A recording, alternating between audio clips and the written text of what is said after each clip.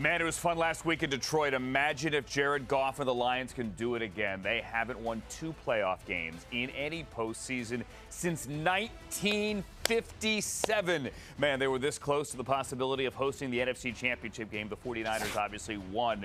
But now it's a battle of number ones with the right to go to San Francisco. Can Baker Mayfield and the Buccaneers do it? We're an hour away from kickoff. We're kicking off right now on NFL Game Day Preview. The NFL playoffs. 13 games to crown a world champion. 13. It'll take a miracle now for Kansas City, but it's not over yet. As in seconds needed to achieve the impossible. Let's go! And the Chiefs have won this incredible playoff game. 13 seconds, it doesn't matter. 13, a number often associated with misfortune. I hurt for that guy. It's been an elusive holy grail. Can prove lucky for some. The super season ends with a Super Bowl victory for the Rams. It's the divisional playoffs, where the NFL's best create their own luck.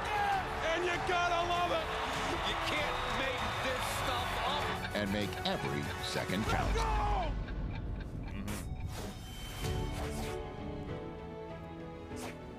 I'm told it's the best weekend of the year. I kind of agree after watching the game last night. Amon-Ra St. Brown and the Lions are in the divisional round for only the 4th time in the Super Bowl era. That would be 58 years, and for the first time since 1991. It was deafening in the building last weekend on Sunday night when the Lions beat the Rams. What's it going to be like in an hour when the Lions welcome the Buccaneers into Ford Field? We welcome you into NFL Game Day Preview presented by Traveler Whiskey from our studio in Los Angeles. My name, Andrew Siciliano, Daniel Jeremiah, and Steve White. Happy Divisional Sunday to both of you. I used to have frosted tips, but it was more of a kind of like a yellow frosting, not the bright blue. I like that. He's not kidding. Google Daniel Jeremiah's high school football photos. They're awesome. I've got frosted tips. I told it makes me look distinguished. Well done. Speaking of distinguished, it has been a distinguished run here for the Lions. And our distinguished Lions fan, Cynthia Freeland, is not on the set today. She is with our dear friend, Colleen Wolfe, as we go live to Detroit, just blocks from Ford Field. Oh, boy. Ford Field adjacent. Nice. They're at the Elwood Bar and Grill with many hi guys of their closest friends. Colleen, has Cynthia started doing shots yet? And if not, why? Yeah, exactly. You know what? You raise a great question. And Cynthia and I are working on our own personal record of being in a bar this long without alcohol. So we're going on 4 hours. This guy knows what I'm talking about. Jared Goff! Jared Goff! The vibes are absolutely incredible here. We're having an awesome time. There have been tears. I've seen people cry. There's been laughing. There's screaming. There's a love story. There's an exorcism happening, I think. This is the same old Lions, no more. We're ending it here with this guy. But Cynthia, for you, this is what it's all about! Over my shoulder is literally someone that I've known since I was 9 years old. This guy over here told me that Daniel Jeremiah was such a huge influence in his life. We actually FaceTimed him before. It's a really special moment. I'm definitely going to cry here. Oh, I love that. And also, Cynthia said a bird pooped on her head a few days ago, so that means the Lions are going to win. It's good luck, guys. It's pretty awesome. It's great. Colleen and Cynthia. Let's go Lions! Thank you, guys, live at the Elwood Bar and Grill right next door. They better save it for Ford Field. I told you how loud it was, right? Enter Ford Field with nothing. Baker Mayfield said that he called or he talked to a couple of members, his former teammates, the Rams. He was here for 5 minutes last week, about how loud it was. He said it was the loudest building they'd ever been in. Wow. That's the same with the bar. Wow. Yeah, exactly. What was that? What? Yeah. Huh? We're having to read Colleen's lips. You couldn't hear. All right, let's tell you who's up and who's down, and let's get some other news as well, and get an insider report from our Mike Garafolo, who joins us. First of all, hold on. Yes. First of all, if you want craziness behind me, I can let my kids in the room. It's up to you. Let's do it. Can we get him in here? What? First of all, what's with the different backdrop today? I like it. I didn't think you would notice, Andrew. We're in a different location today, but you know what? The news, it travels everywhere, so we're ready to go. Okay, you set yourself up. Change the topic. Well, Sam Laporta is up and active. I guess it's not that surprising, but this is certainly an injury they need to manage after he got hurt in Week 18. Well, he managed it last week, and he wasn't his full self last week, but he was effective enough, and he caught that touchdown pass last week. So they're hopeful that with another week of practice, and he was full, then limited, and then limited this past week. So he is getting a little better here, that he'll be even more effective than he was last week. Just having him on the field, even if it's not 100%, you saw that he can have an impact, and he's got to be accounted for. So yes, he is active today. James Houston, however, is not. They were up against the deadline whether to add him to the active roster or lose him for the rest of the season. They did add him to the active roster, but Dan Campbell made it clear that he is not quite ready yet. Hasn't played since week 2. Had 8 sacks as a rookie. Has not played for the most part this entire season. There's still hope that he will be available if they should advance. There could be 2 more games. I think you know how the playoffs work. But at this point, not quite ready to go. So he is inactive today. Okay, those are official, obviously, because we're inside of an hour from kickoff. We don't yet know officially who is up and who is down for the AFC game later today in Buffalo, but we do have concerns potentially here about the Bills' secondary. What can you tell us? Well, I'll lay some of those concerns. As our Cameron Wolf first reported earlier, Teron Johnson clearing concussion protocol. So the hope is, or expectation, excuse me, is that he is going to be able to go tonight. And then there's Rasul Douglas, who is battling that knee injury. There is optimism that he will be able to go, but that is not official yet. They have to see how he's able to go during a pregame workout. But the expectation, or the hope is at least, that he should be able to go. The bad news, no Gabe Davis. We know that at this point. The wide receiver down again with that PCL injury that he suffered. And then there's Terrell Bernard. They held out hope during this week that somehow he'd be able to get himself ready to go. That playmaking impact linebacker, just not able to get there. He will not play for the Bills tonight. So they're not at full strength, but at least I gave you some good news there with the cornerback. And the Bernard one, not too shocking. He didn't practice all week. As you said, they were holding out hope. As for Rasul Douglas, he was healthy enough to tweet at former teammate Darnell Savage in the first quarter last night that he should have had that pick six. He's which right. Might have changed the game. It might have changed the report if Mike had the girls yelling behind him. Maybe we'll work on that for that time. Something just fell. I just heard it. Okay, I need to go. We'll make sure nothing broke. Thank you, Mike Garofolo, our NFL Network insider. With the first pick, the Los Angeles Rams select Jared Goff. There's a reason he was taken number 1. Difficult game to watch. A blockbuster trade. He's out of Los Angeles. You know, I'm now the quarterback here, and I'm excited. With the first pick, the Cleveland Browns select Baker Mayfield. And the drought is over. I woke up feeling dangerous. Back in the playoffs, first time in 18 years. I know their hearts broken today. Number 1 overall picks are not on the team that drafted them. Touchdown, Tampa Bay. Jared Goff pays it off with a dart.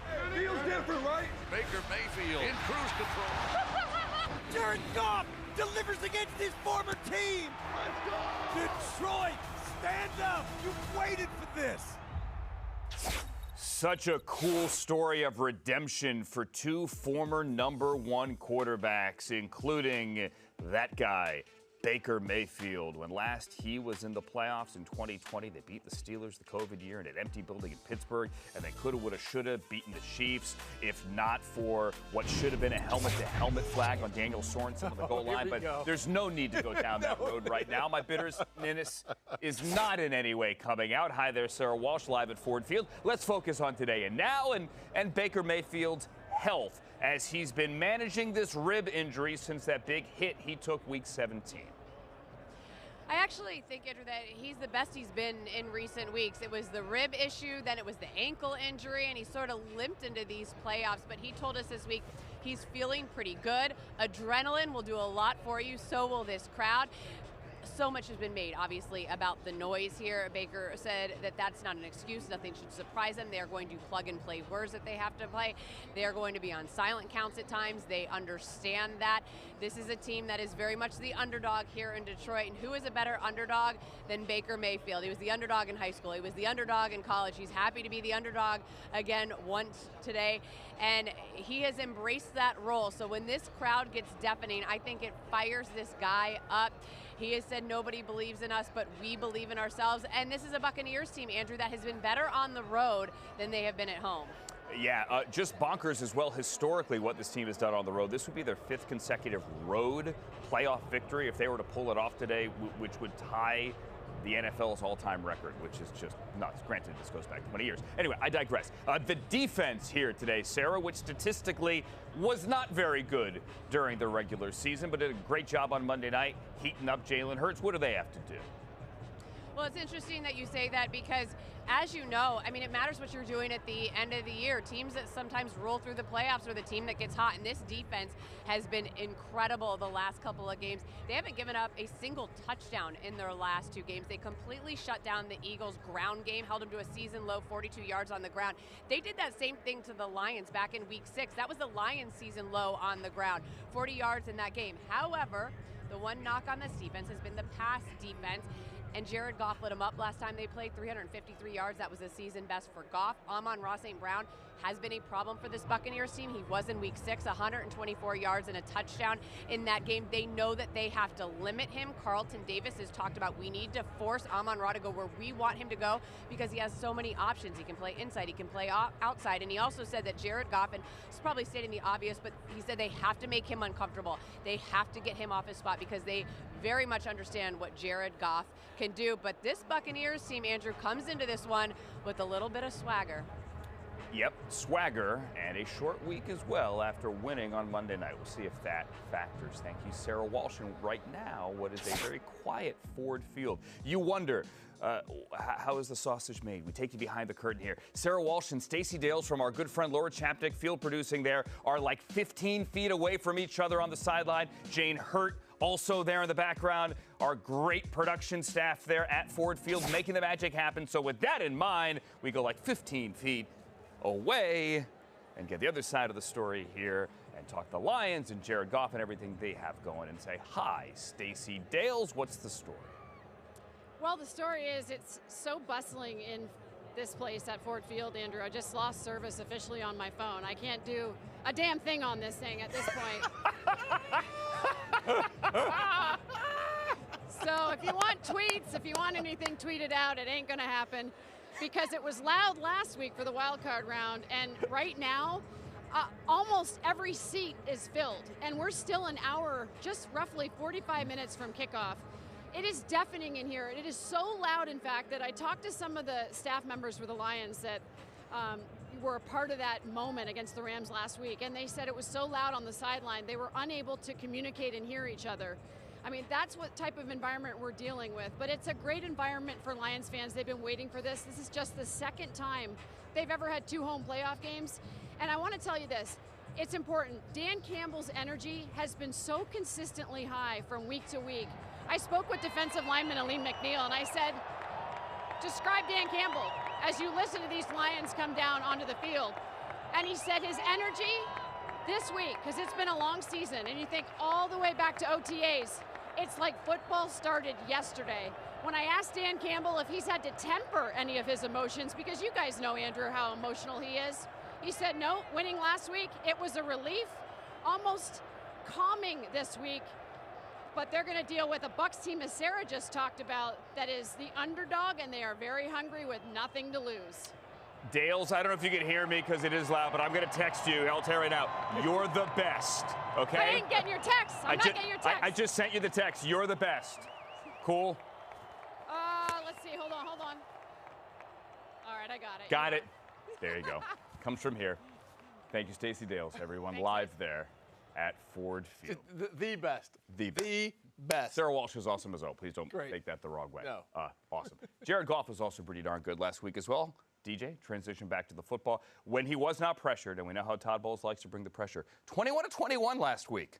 Is that not good? bad. Yeah. Is that good? I think it's good. Yeah, I have to check with my phone if it's working to do the math. I think that's good. It's perfect. I think that's a high completion percentage. To me, Jared Goff, the way he's rolling right now, is a product of how they've built this team, which is to his strengths, where you have the middle of the field accessible through Amon-Ra St. Brown, who loves to work in that dirty part of the field, through Sam Laporta, who can work in between the numbers in that kind of contact area.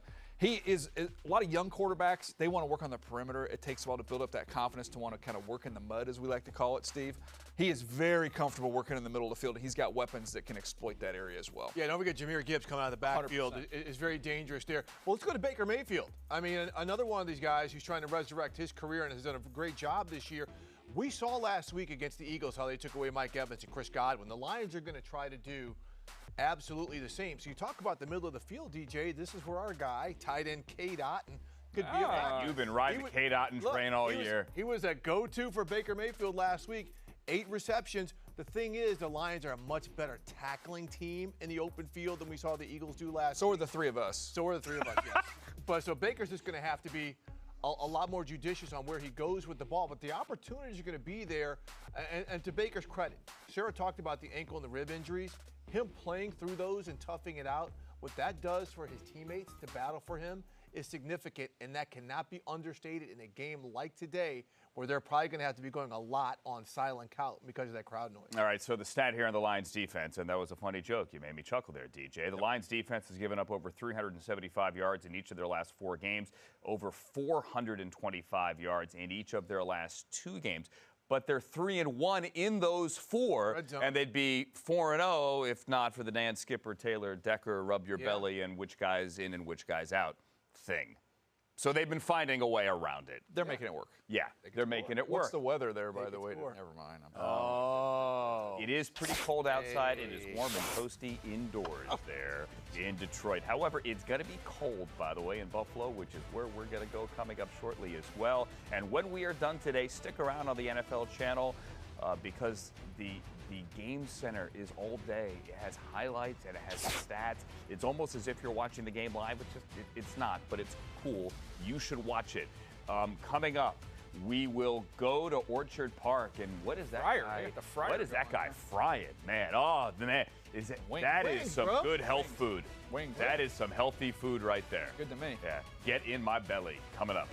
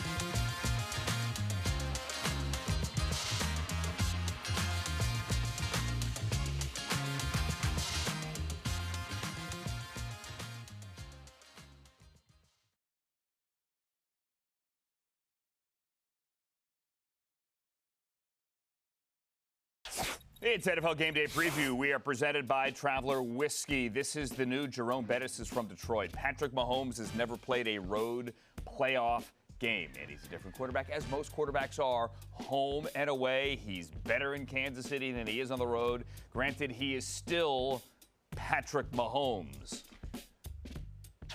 Obviously, I've been lucky enough to play a lot of games at home at Arrowhead Stadium. Kind of just everything's felt that way. But now we get the great opportunity to go on the road, play in a hostile environment, one that I haven't been able to play with fans in the stands. And even though I know it's going to be hostile and there are going to be people talking trash and everything like that, I'm excited for it because, I mean, it's one of the best environments in football, and you want to do that when you grow up watching these games is play in the best environments and see what it's like. Hey, why not? Embrace it. They'll be booing you. It's not as if, as we go live to Orchard Park, Highmark Stadium, Patrick Mahomes is not playing or used to, hi there, James Palmer, away from home. He has done this before. It's just going to be cold. They're going to be playing on concrete. And, yeah, the fans are going to be screaming. But, I mean, come on. Are they really that concerned? Well, I'll tell you who's concerned, and I've gotten a lot of flack on Twitter for it. That's the Kansas City Chiefs fans, man. They are very angry if you talk about Patrick Mahomes and this being his first road game in the postseason. But I digress. I talked to some people this morning, Andrew, within the organization, and there's a lot of confidence because they kind of reference back to that Week 14 loss that they had against the Bills, a game I was at, where they didn't have Isaiah Pacheco, the guy who really makes this offense go. Their violent running back. He was out with a shoulder injury. Their left tackle, Donovan Smith, was out as well. Drew Tranquill, who's been a big part of this defense at the middle linebacker spot, was out as well. And let's talk about this defense, because that's where they feel like they're in a different spot than they were in Week 14, specifically up front. Charles Omenihu, who is questionable for this game with an illness, I'm told he is going to play, has been a sack monster, Andrew, these last couple of weeks, as well as George Karlaftis, opposite of the guy we should be talking about and giving more praise to, and that's the All-Pro and Chris Jones up front on that defensive line. I had a chance to talk to left tackle Deion Dawkins on Friday in the Bills locker room, Andrew. He told me he's essentially Micah Parsons. He can line up anywhere on the whole defensive line and rush the quarterback. The difference is he's 6'6", 310. He said the guy is a problem at that size and what he can do. Now, what the Chiefs' defense, when I talk to those people, Andrew, believe is what kind of impact, if they put Chris Jones out on the edge, does to how the Bills want to use their tight ends and their running backs. How much attention they have to give to help out stopping Chris Jones if he lines up outside, and if that impacts both those positions that are used a lot in the passing game with Josh Allen. All right, real quick here. Hold on. Daniel Jeremiah's got a question for you. Stay there, James Palmer. Quick question for James. I see you in a cold environment every single week, yet your tan remains. So I need to know how this is happening. Give me the inside scoop here. Be a reporter. What we got? Listen, DJ, I live in a cold weather city in Denver, but we're sunny, baby. You love San Diego. We got more sunny days in Denver than you do in San Diego, actually. 300-plus sunny days out of the year. So okay. I'm still out in the sun. I got it. It can be cold, but it can still be beautiful. I needed an answer. You provided it. Thank you. Look at that. We dig deep. We hit hard here. 40 minutes before kickoff on the NFC game, at the AFC game later today, where it is clear it is cold, but it is not snowy. Thank you, James Palmer. All the great information there on the Chiefs. You know what? As we see Bills fans here, likely, is that Traveler's Whiskey? Hockey stick. Getting ready off a ski. That's great. Yeah, you got to love it here. The Chiefs fans get angry because they think implicit in the hi there, Cam Wolf, with the Buffalo side of the story here, they think, oh, well, when you say Mahomes has never been on the road, you're suggesting he can't win on the road. No one's saying that. All right, wrapping up the other part. Cam, with you, with the Bills, let's talk about the injuries because they have fought through a lot here to get to this point. Yeah, they have. That's been the story of their season, overcoming injuries. They lost Matt Milano earlier this year and Tre'Davious White, among others. But today the story is the guys they don't have on the defensive side of the ball. We'll talk a lot about Gabe Davis and how they replaced him a little later. But let's start on defense, where they actually got some good news. I'm told that their all-pro slot corner, Taron Johnson, cleared concussion protocol and is expected to play tonight. He's a huge part of their defense, brings physicality and energy. He'll be a guy that sees a lot of Rashee Rice today. And then on the maybe bad side of the news, their linebacker, their signal caller, Terrell Bernard, who had a scary-looking ankle injury. He actually had a shot to play, but he is going to be expected to be out today with that ankle injury. So they'll have A.J. Klein, who 2 weeks ago was heading to a Key West vacation. They pulled him off of. He will likely get a lot of snaps as a defensive signal caller today. You'll see him and the safeties, Jordan Poyer and Micah Hyde, see a lot of Travis Kelce. And so they've tried to get those defensive injuries going by. I didn't even mention Christian Benford, who's out today, but their message all year has been, this is an opportunity for us and the other guys to step up. And Cam, I want to reference the stands behind you here because you put on social media right before we got on the air here how it does feel a lot different. Yes, there is some snow in the stands there, but these Bills fans and everyone at Highmark have done a great job actually clearing these stands, unlike what we saw on Monday with fans like wading through the snow. Yeah, Andrew, I was in Buffalo all last week when the blizzard hit here. There was fans who literally had to wade and waddle through their way through the snow. They shoveled their own hands through the seats. Some just stood on the snow or sat on the snow and just kept it moving, right? We all saw the snow confetti when they scored touchdowns. There won't be much of that today. The fans started on Friday doing shifts. I'm told about 400 fans were here to clear the stands. All of them look largely cleared. The walkways are cleared. They did a really good job here. $20 an hour gets a lot of energy, gets a lot of guys out here. They were blasting music like it's blasting now, having a good time. And so it should be clear seats. The tarp just came out about an hour ago on the field behind me. It's perfectly clear. The heat. The tarp heats the field. They have a heating mechanism under that. And so they should be all ready for game time, and shouldn't be any snowballs hitting the Chiefs on the sidelines. Clearly, Cam Wolf's playlist here with Guns N' Roses and Paradise City behind him there in Western New York. Thank you, Cam. As we continue here on NFL Game Day Preview, time for Defending Home Field, presented by Defender. They're pretty good at home. They are 8-1. The Bills are at home this year, 4-5 on the road, or neutral for what it is worth. And again, back to the conversation here about Mahomes has never been on the road in the playoffs. It is different there in Buffalo. No one's suggesting he can't win on the road, but DJ, that environment, that crowd, that Guns N' Roses, that concrete of a field there, the Bills have all of that to their advantage. Well, I think if you just watched the game in Baltimore and you saw the false starts for the Houston Texans, that's an idea of the difference between playing a home game and a road game. And I know people will say, well, Pat's experience, he's been in the league a long time, he's the best player in the NFL, this can't be that big of a deal. It's different. If you haven't experienced it, it's going to take a little bit of adjusting to. And to me, it's going to be, for that offensive line, just to avoid those pre-snap penalties. You don't want to get off schedule or off track. Steve, by the way, I would love to know how that went over with Klein's wife. And he's like, hey, the Key West thing, not happening. Okay, that trip's over, and I'm going to Buffalo. Well, it's crazy there in A.J. Klein. Real quick, he was wearing the green dot when Bernard got hurt yesterday, or last week, I beg your pardon, on Monday. He only got there a couple of weeks earlier, and he's wearing the green dot in a playoff game, taking the defensive signals and running the huddle after sitting on the beach just a couple of weeks earlier. Well, I mean, that's his experience, and he also has to tell his wife, unless the mother of all natural disasters happens, Key West is still going to be there. We get to go to Buffalo. Yeah, it's a significant climate change. I want to kind of flip things over to the Chiefs defense and their secondary, and what we continue to see is cornerback L'Jarius Sneed and his fellow mates press the line of scrimmage and get hands on receivers to reroute them. We saw it the first time these teams played. Stephon Diggs did not have a big game. You're going to see that again. We saw it last week what they did to Tyreek Hill for the second consecutive time when they played the Dolphins. They disrupt at the line of scrimmage. That's going to make Josh Allen pat the ball. Now, that's where he's a dangerous runner, but then that's where you have guys like slot corner Trent McDuffie who can get in, or Jude Tranquil, who James said spy, or guys who can really run to try to slow down Josh Allen running. Remember last time they played, Allen had 10 carries, but only 32 rush yards. All right, so the Bills have won 6 in a row. That win streak began when they were in Kansas City, and they beat the Chiefs that day. But a lot of this goes back as well to the Joe Brady dismissal, right? Or the Joe Brady taking over, rather, as OC, and the Ken Dorsey dismissal. Since then, they're running like 36 times a game, which is the most in the NFL, and a lot of that is Josh Allen, 7-8 carries a game. James Cook as well, certainly. But to your point about Josh Allen using his legs, it certainly will factor today, you would have to think, if recent history is any indication.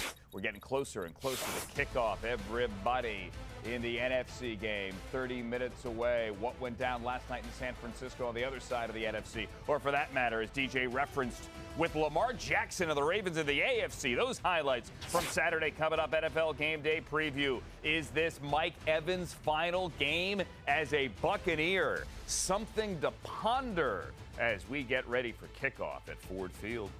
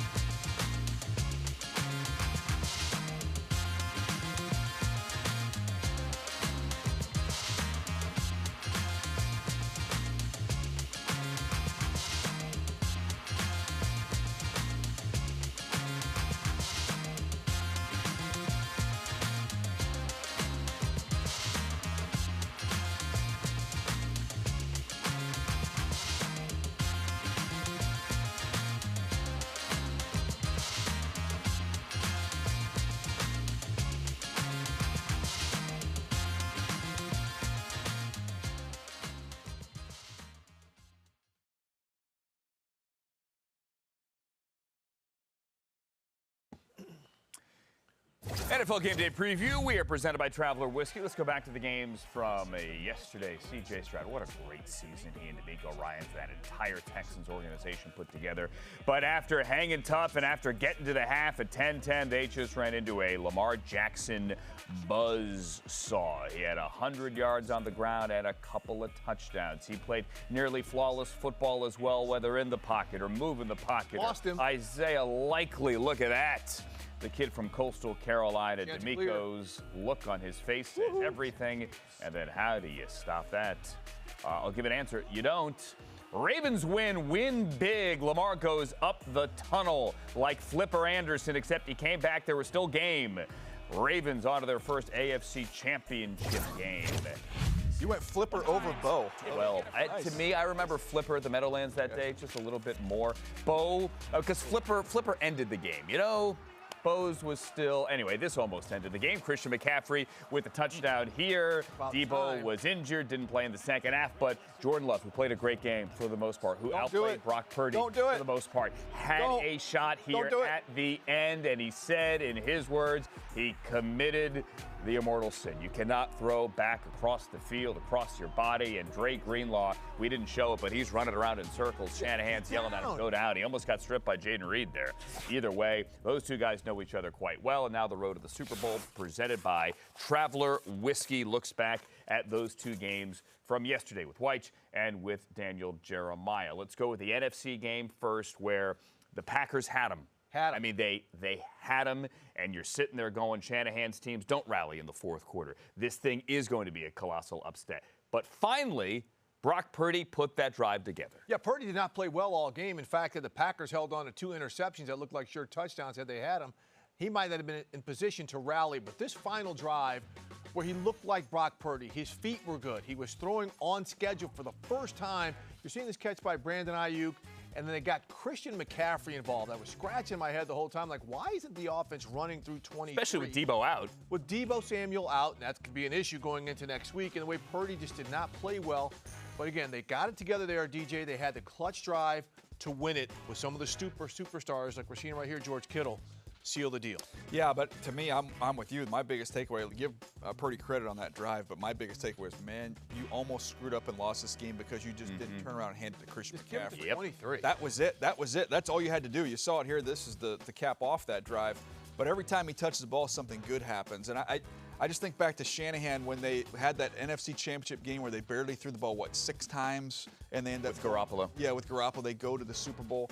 And look, Purdy's better. He's better than what they've had at the quarterback position. But, man, there's nothing wrong with turning around and giving it to the guy behind you. It's a lot easier way for Niner fans to sleep at night. Especially here when Purdy wasn't having a good game, when the weather seemingly is in his head, more so than it is in Love's head. Like, I've never seen a quarterback wipe his hand mid-drop, right, on a towel trying to get a good grip here. And by the way, I believe he completed that pass downfield. I think he did. Regardless, Purdy put together the drive at the end, or the narrative right now would be, what do the Niners do with Brock Purdy? Wouldn't all be his fault, but that would be the narrative today if they had lost the game. But I also feel like every time there's a Super Bowl champion, we look back at the one that they got away with, and this feels like this could be, hey, we didn't play good. We didn't play anywhere close to as good as we can play. We still found a way. Now they can roll, yep. Yeah. And you almost felt the way at the half in the AFC game, right? Sims had the return. It's 10-10. The Texans are hanging around.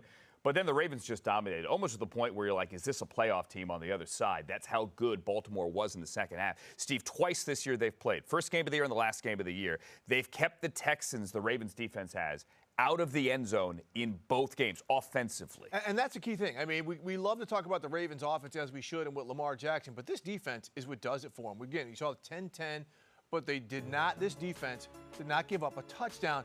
And Patrick Queen and Roquan Smith, they're inside linebackers. You're seeing Smith right there. They are in every frame. They make seemingly some type of play every play, whether in the pass game or run game. The investment in the speedy linebackers, DJ, allows the front just to get there with 4, sometimes 5, and the secondary to be physical and do everything that they do because they've got 2 guys in the middle who can clean up any potential mess in aisle 2. The thing that I thought of with that defense, they're huge up front. Yes, they are. When you see their defensive line, they're enormous, and they are fast everywhere else. When you look at the linebackers you talked about in the secondary, they just close up space. There's no space to be found out there. Even like the one game I felt like that people were able to gash him a little bit was Stafford, and the throws he made in that game were ridiculous. The windows are this big. There's no space with the way that they play. But, you know, this game to me, we talk about the defense and how dominant they've been. This felt like a high school game to me. It felt like as a high school coach, you would go into the locker room and you just go, hey, everybody around here, you guys get some water. Lamar, hey, just go do your thing. Yeah, we know you haven't played in a couple of weeks. Go ahead, you got to let and going. Let's go. Let's go. Lamar said afterwards that he cursed a lot in the locker room at halftime. We're 10-10. Like, let's get this ball out quickly. Let's change up the offense a little bit. I don't need to sit in the pocket all day. Let's do some quick hitters at the perimeter. Let's run the ball more. They ran the ball certainly more in the second half. They got him involved in the run game, which was part of the plan early as well, but they just ran him off the field. But to the Texans' credit, I mean, they were aggressive in that first half defensively. They were disrupting a lot what the Ravens did. Then they backed off. Stayed with that, which they didn't. The other thing was, even on some of these runs where Lamar took off and scrambled, there's 2 and 3 guys wide open. I mean, pick your poison. What do you want to do? Yeah. Now someone's going to have to go in there and beat them. Steelers did it week 18. Lamar didn't play. Browns did it midseason. Really, no one else has done it, nor even come close to doing it. As we continue here on NFL Game Day Preview. Coming up, we are heading back to Detroit ahead of the Bucs and Baker and Jared and the Lions. And you know what? Let's go say hi to Cynthia and Colleen. Woo! Hanging in the D. Because I know it's loud inside, but is it loud in the bar still? I bet you it is. We'll see if they can hear us. You're watching NFL Game Day Preview.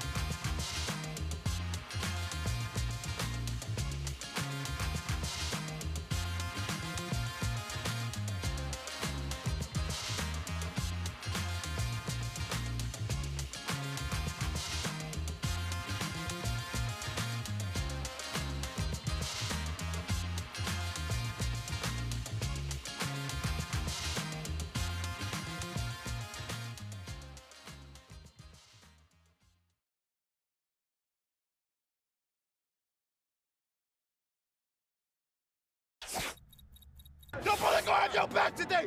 Play with that swag and come out here and leave no regret. Leave no regret.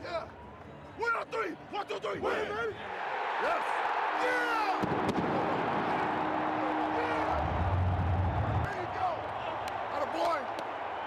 I've been Ross St. Brown, first down. That's going to do it. That's going to do it. That's going to do it. That's game, right? For the first time since January 5th, 1992, these Detroit Lions are going to win a playoff game. You hear how loud it was last week at Ford Field. We heard how loud it was earlier today at the Elwood Bar and Grill, just a block from Ford Field. We say hi to Colleen Wolfe and say hi to local legend Cynthia Freeland, as well as we talk about this Detroit defense, guys. A defense that Cynthia has been helped a huge part by Chauncey Gardner-Johnson. As we focus on the secondary, tell me about him. Well, we know that the Lions secondary has given up the most deep receptions, so 16-plus passing yards, over 100. They're the only team that went over 100. So they're going to need C.J. Gardner-Johnson to help out. He did not play in this first matchup. He's only been healthy recently. That's going to be a massive difference maker in this, because obviously we know Mike Evans, he can get to the end zone. We know that we saw a lot of Cade Otton had a lot of yards after the catch last week. Everyone. Godwin.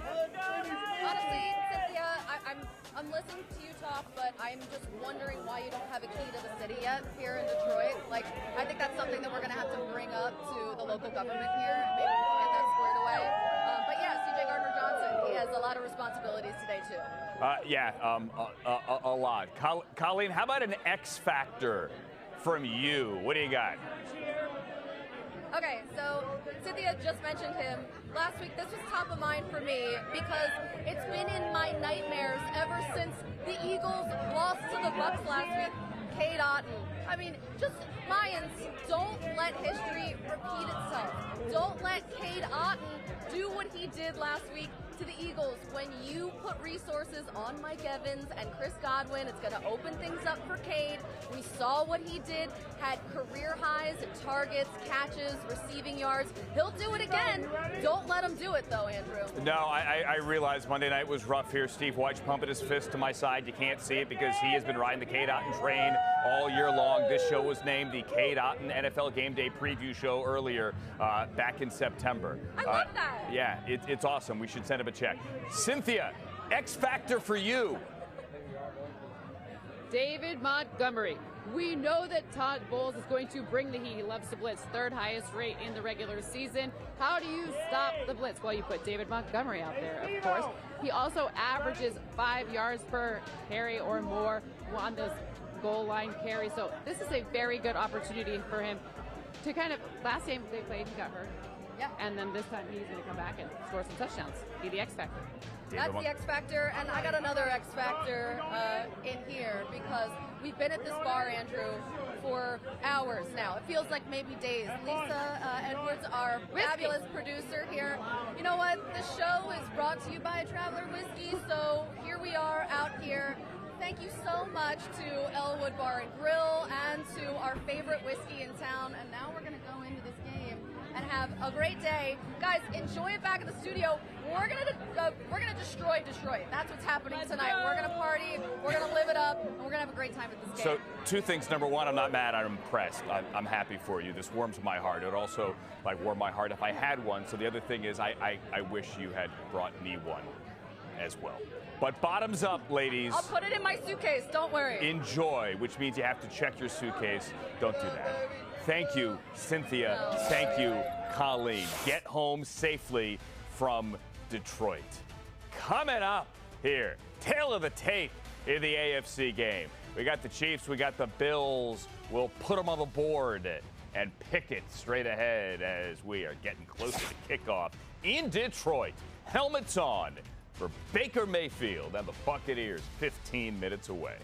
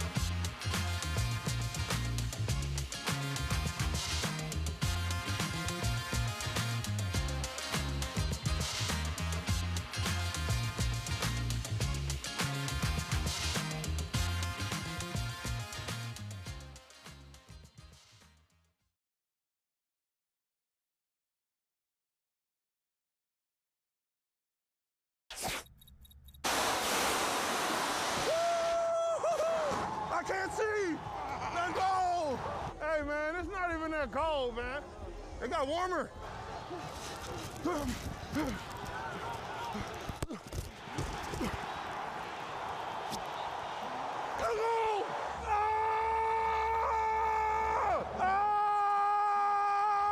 go.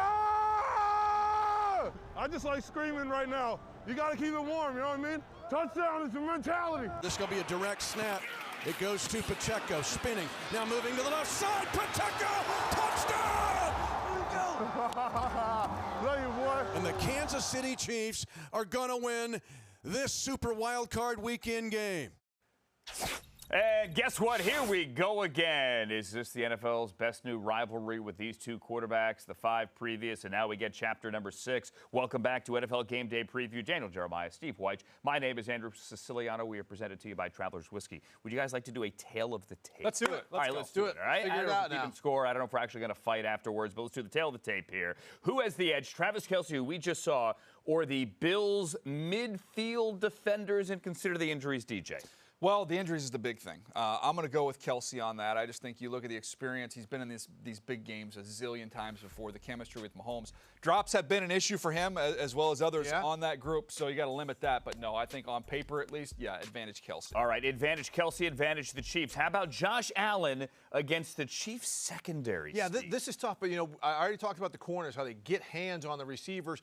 But this is where the Chiefs safeties, led by Justin Reed, play a factor. They're good in the middle of the field. They're good open field tacklers. If Josh Allen tries to run, they're guys who can hit him and bring him down. Remember last time, he had carried the ball 10 times, only had 32 rushing yards. All right, how about Isaiah Pacheco, who has really been, I would say, DJ, the engine behind this offense. I think the offense kind of flows through him the last month of the season. Pacheco against the Bills' run defense. This feels like a Pacheco-type game.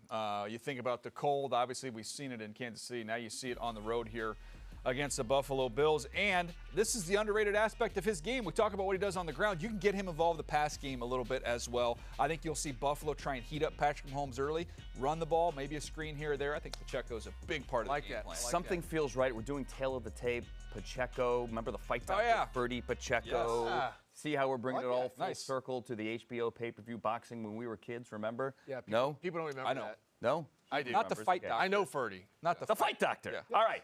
Mahomes against Bills pressure here. Believe it or not, these are like the 2 least sacked quarterbacks in the NFL. Yeah, this is a real tough one. But this is where I'm giving it to Patrick Mahomes, and not Oh my so gosh, much. we're saying the Chiefs on everything. All the way, Every right? single Not- thing. Oh my gosh. But this is not so much for the passing game. We're seeing passing, but right here, the run. Patrick Mahomes, as we see him in postseason, how many times do the Chiefs move the chains? Because Patrick Mahomes gets loose in the run game. Guys, he has run more this season than he has in his career. 75 rushing attempts, almost 400 rushing yards. No, he's not Josh Allen, but his escapability and ability to do things like this is going to be a problem today. All right, Josh Allen's been sacked 28 times, Mahomes sacked 27 times. Like, these guys don't get sacked here. Obviously, they both make plays out of the pocket. One of them is more of a threat in the run game, certainly, but they both, to your point, can make plays. I score this fight 115. All right, Jim. Yeah. All right, again, 3 old guys. Google talking it, guys. boxing. Google it, guys. All right, you ready to pick the game? Yes. Because I just want to double check our picks here because I heard the tail of the tape, Steve, and DJ, as you were pointing out here. I'm going to go Buffalo. All right, I think the Bills are the better team here, and I think they're kind of sort of on a mission since beating them being the Chiefs, right? In Kansas City, they've won 6 in a row. We keep giving KC the edge, but I'm picking the Bills. You're picking the Bills. You're the only guy taking the Chiefs. I think the Chiefs are going to be the only road team, to win right here. And the reason why, the Buffalo Bills have been able to get by with some of Josh Allen's miscues. I don't think that can happen to the Chiefs. Are not a high takeaway team, but I think this is the game where if he puts the ball on the ground or gives it up interception-wise, the Chiefs make him pay. I think the question for me is, like, who's got the better chance to beat Baltimore? I don't know that either can or will. I think they both can. I don't know that either will. Yeah. I think the Bills have the better shot. I agree with that because you have to have a Superman at quarterback, and Mahomes, as great as he is, Josh Allen, what he does with his legs changes the math in the run game a little bit there. Hold up. Go ahead. Patrick Mahomes is Superman. He just doesn't have he doesn't have a ton of other Avengers. He doesn't have the weapons to sit there in the cockpit and dice up the Ravens. He doesn't have the You have to have that superpower to be able to go out there, run, and make things happen that Josh Allen has. I think as great as Mahomes is, and we'll say Mahomes is more accomplished, is a better player than Josh Allen, if you say at their peak of what they can do, Josh Allen, because of his legs, can do some things that Patrick can't do. This is a tail of the tape right here. Yeah. That's a tail of the tape. With all the Steeler fans still angrily tweeting me that I want Josh Allen because the script has already been written to go and win the Super Bowl. That is not the case in any way. You and the Steelers fans. Oh, I've got a friend that thinks that it's scripted that the Dallas Cowboys keep losing, and I'm sitting here going like, that might be the dumbest thing I've ever heard in my entire life. That's a cool script. Let's go to Detroit. Think about it. That's a cool script, though, because it keeps bringing people back, right? Yeah. Because you just dangle the carrot in front of them. Yeah, I wasn't buying that one. Does Amon-Ra St. Brown get loose today? I think he does. Yeah, no, I think this is a middle-of-the-field game. I think Jared Goff is going to go with who he trusts. I'm going to say a nice day working and tough to tackle for Amon-Ra St. Brown today. Yeah, and this is where it's going to be tough for the Bucs defense, but this is where someone like Antoine Winfield, we talk about in-the-frame player, someone who's in every play, that's where he's going to have to show up big. He's got the ability to do that, as do these Buccaneer linebackers. And this is one thing we saw last week against the Eagles, a very good offensive line. Up front, we know Todd Bowles likes to blitz, but they were winning with 4. And if they can do that some today and allow those linebackers to sink into coverage, this Bucs defense could be a lot more difficult to push around. If Vita Vea can wreck a game all by himself. Do you think they can get home with 4? To me, that is the question. The Lions' offensive line is so physical. I mean, the key thing for Tampa is if they let Detroit run the ball, if David Montgomery and Jahmyr Gibbs get going on the ground, it's lights out. Because then Ben Johnson, the offensive coordinator for the Lions, can absolutely get in his bag with the play call. So they have got to, with 4, clog up things so those linebackers come in and stop that run. You know, we always talk about the finality of these playoff games. And go back and look at Joe Flacco or Sean McVay or Jeffrey Lurie, any of the stares, right? When you realize the game is lost, the season is over. The finality with these teams here today as well. Could be a lot of changes in Buffalo, especially on the defensive side. You look at the Lions. Ben Johnson, this could be his last game coordinating this offense. Oh, it will Aaron be. Glenn, More than likely. coordinating this defense. And that's what makes the playoffs so amazing, is just that this is the last time this group could possibly be together. What is on the line for your team today? I think about Tom Brady being in the Super Bowl with Tampa, right? All the star power, Mike Evans, Godwin, all the stars on the defensive side of the ball, and how low the Detroit Lions were at that period of time. To flip it to where we are just a couple years later, where the Buccaneers are the upstart with nothing to lose, and the Lions have Super Bowl aspirations. Yeah. Like, this is the NFL. How fast did that whole thing flip? I mean, and it's just crazy because, you know, we talk about the finality of it, and the Buccaneers and the success that they've had, that's the one team when you look at these rosters where there could be the most significant turnover on the roster. I mean, the Detroit Lions, they may lose, they're going to lose Ben Johnson, but their roster's really intact. The way some of these other teams are built, there's not going to be a lot of roster turnover, and that's why I think these teams are built to be back here again next year. Trust me, by the way, I got a text from somebody inside the Bucs organization that already has a screen grab of everybody at NFL media picking them to lose this game. That is all in the queue for Tampa. Well, guess what? We are all picking them to lose the game, unfortunately. And it's not a shot at the Bucs here. It is a Lions clean sweep. Could I see the Bucs winning? Yes. Obviously, I think there is a Lions hype train going right now that all of us are on, for better or for worse. Well, they're a good team. Yeah, I mean, they're a very good football team. We talked about the yards their defense gives up, but they come up big when they have to. And this offense scores points. That is not an issue. And I think the way that they are built matchup-wise, if they play the 49ers in the conference championship, if we think the 49ers had to go through something against the Packers, that matchup could be equally as difficult for the 49ers against the Detroit Lions. We have 2 minutes remaining for our Sunday statement, a bold prediction, if you will. Steve Weich, you're going to go first. DJ's guy, Amon-Ra St. Brown in the blue hair, going to have 2 scores in a Lions victory today. Okay, 2 scores for Amon-Ra St. Brown. So kind of personifies his team with the grudge and all the guys drafted ahead of him and everything. So picking an all-pro wide receiver to score twice, that's not bold, Steve. You want bold? Yes. Let's take Aiden Hutchinson on the defensive side of the ball. I'm not talking sacks, forced fumbles. I'm saying he's going to score. He is going to get in the end zone today. A defensive touchdown from the Lions. He's going to get into the end zone. He has a way of making plays. He'll tip a ball up. He'll pick it off. He'll scoop and score. He's going to do something today. He's going to find his way into the end zone. Now, that, my friend, is bold. That's bold. That's bold. Yeah. I'll give you props. So years ago on Game Day morning, this is a little too inside football. We have a producer here named Larry Campbell. Years and years ago, somebody made a bold statement, a bold prediction on game day morning, and we had like LC's head pop up from the bottom of the screen, and he went, "Oh, that's bold." That's bold.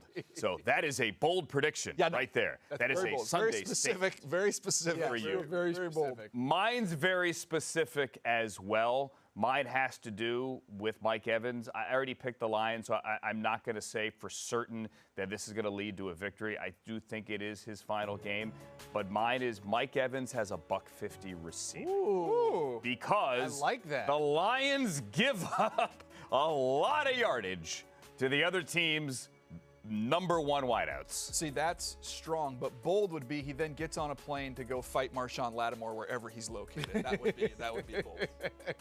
That would be cool too, wouldn't it? Like that. That's There he a great is. like week off activity between the championship games and the Super Bowl potentially. Not as if the Senior Bowl won't be fun. Yeah, but that would be cool as well. For Daniel Jeremiah and for Steve Weich and for Cynthia and Colleen in Detroit. My name is Andrew Siciliano. Enjoy Divisional. See you next week, buddy. So.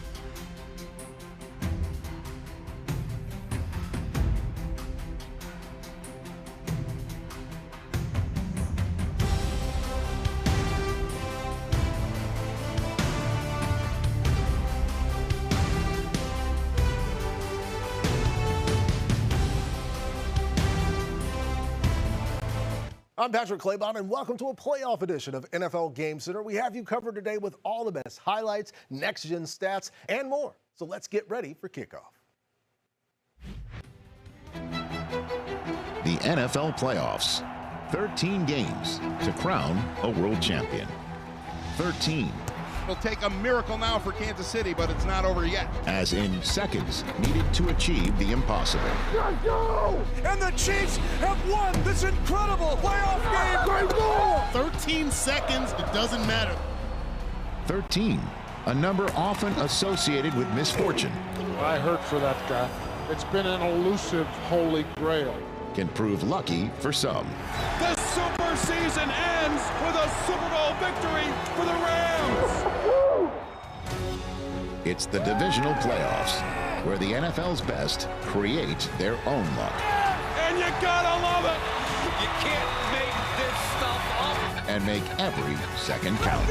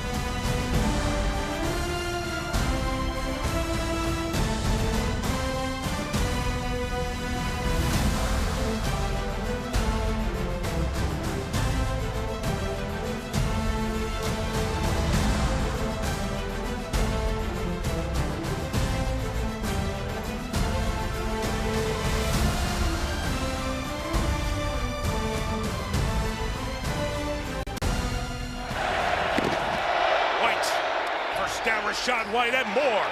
Through the line, into the secondary. White. It's around the 44-yard line, so a nice gain. Picks up the first down. 16 on the ground for the second-year back out of Arizona State. Yeah, and significant again. They're going with this 5-down lineman, which is supposed to be able to shut down a running offense that has not been good. They've been last in the league the last 2 years. So not only do you get the 3 and out from your defense, now you come out and establish a run, which is a real problem for Detroit because they really do.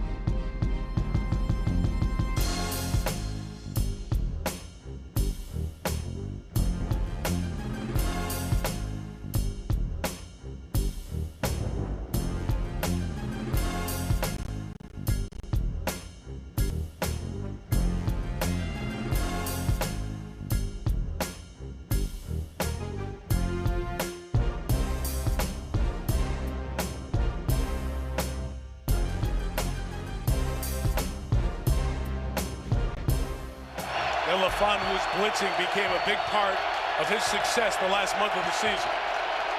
3rd and 17, Lions bring 3. Mayfield in the middle, deflected and intercepted into the hands of C.J. Gardner-Johnson. Stays alive, out of bounds at the 40.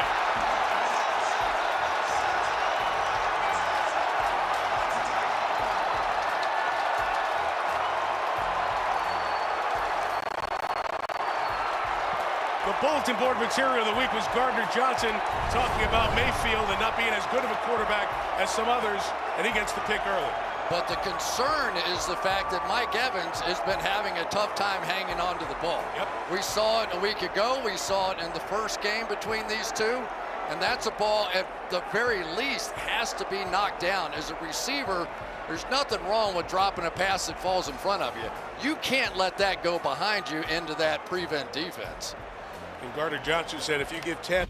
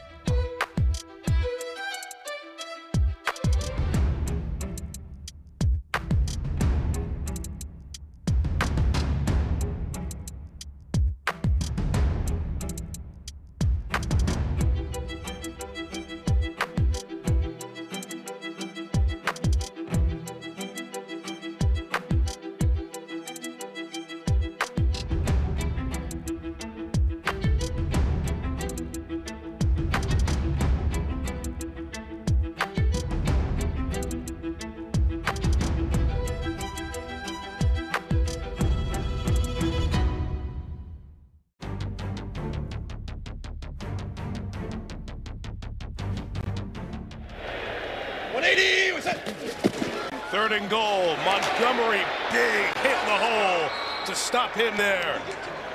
K.J. Britt, downhill player, gets in there for the stop. Too far for Dan Campbell to try for the 5. He'll bring out the field goal unit.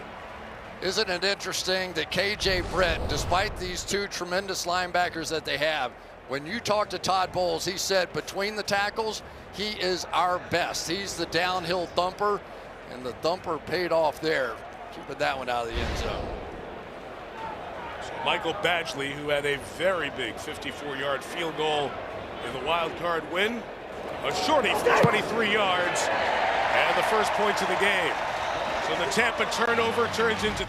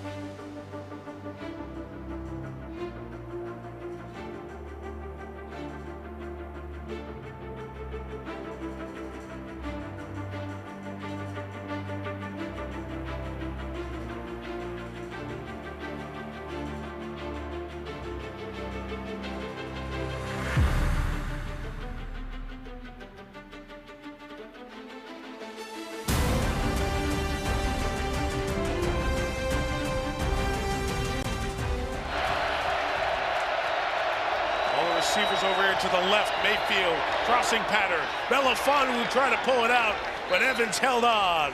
And Mike is a first down for Tampa, just across midfield. When you get 6'5" and 237 pounds a man going across as a wide receiver, Melifonwu was all over this throw, but just couldn't strip it out of the strong hands of Mike Evans, and they really need to get him going. 10 years in the league, 10 1,000-yard seasons, simply remarkable.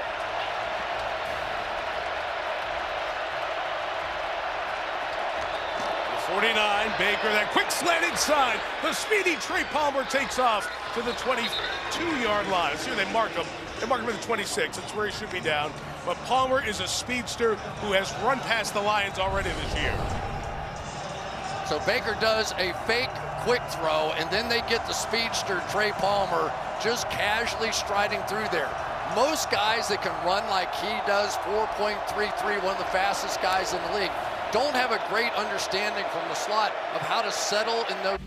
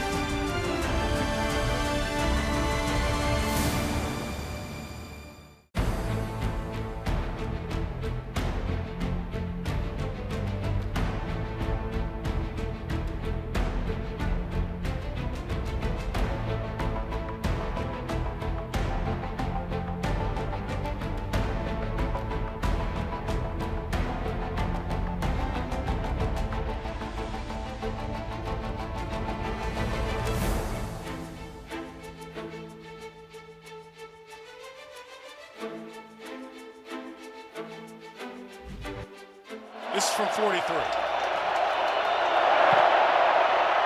And he's got that right down the middle to tie this game. So each team a second drive field goal as we settle in. It should be a good one in the division.